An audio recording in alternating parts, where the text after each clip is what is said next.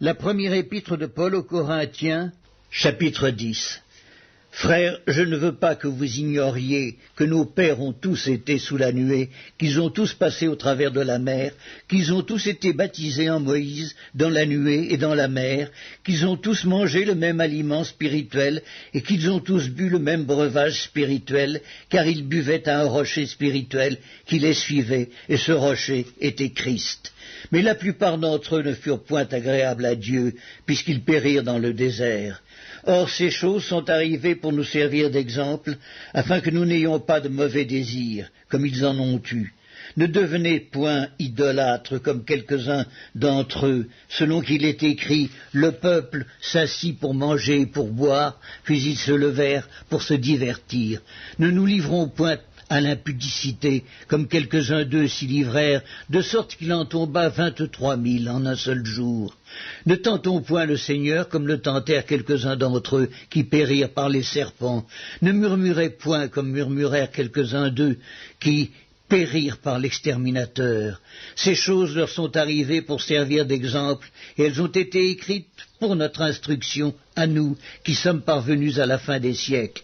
Ainsi donc que celui qui croit être debout prenne garde de tomber.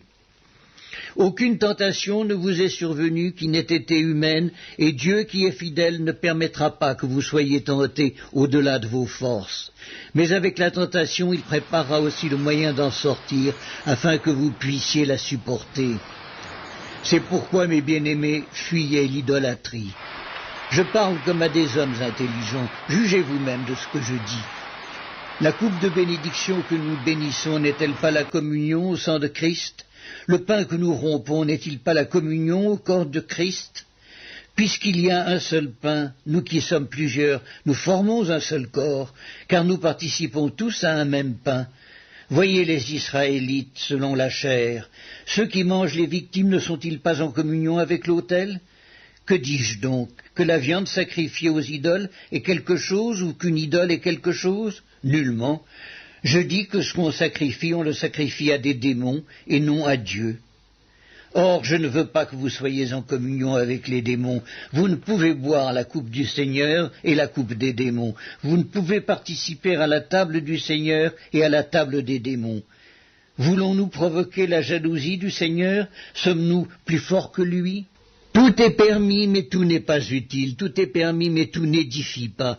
Que personne ne cherche son propre intérêt, mais que chacun cherche celui d'autrui. Mangez de tout ce qui se vend au marché, sans vous enquérir de rien, par motif de conscience. Car la terre est au Seigneur et tout ce qu'elle renferme. Si un non-croyant vous invite et que vous vouliez aller, mangez de tout ce qu'on vous présentera, sans vous enquérir de rien, par motif de conscience. Mais si quelqu'un vous dit « Ceci a été offert en sacrifice », n'en mangez pas, à cause de celui qui a donné l'avertissement et à cause de la conscience. Je parle ici non de votre conscience, mais de celle de l'autre. Pourquoi, en effet, ma liberté serait-elle jugée par une conscience étrangère ? Si je mange avec action de grâce, pourquoi serais-je blâmé au sujet d'une chose dont je rends grâce ?